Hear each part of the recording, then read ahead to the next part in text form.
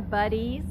So, one of the scientific tools that you can use to help you learn more about the birds in your backyard are what are known as binoculars.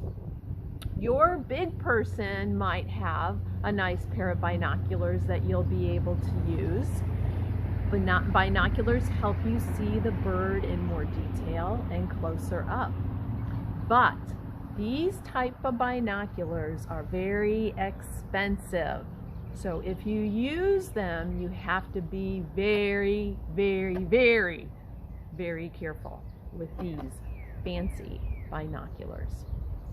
You may, however, have a pair at home like these fantastic Panda binoculars. These will help you see things a little bit closer.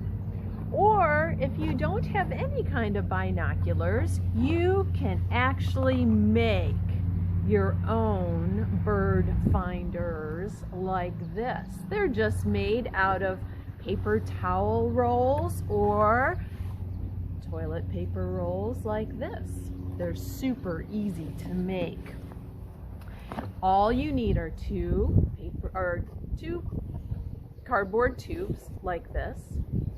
You need to use a stapler to staple both ends. Now, I noticed that my stapler that I have at home can't actually fit inside those tubes.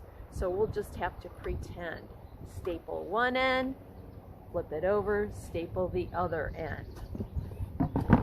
Take a hole punch,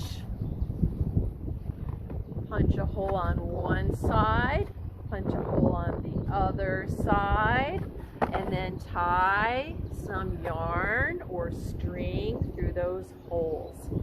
And the most important thing is to make sure that you color them and decorate them really nice.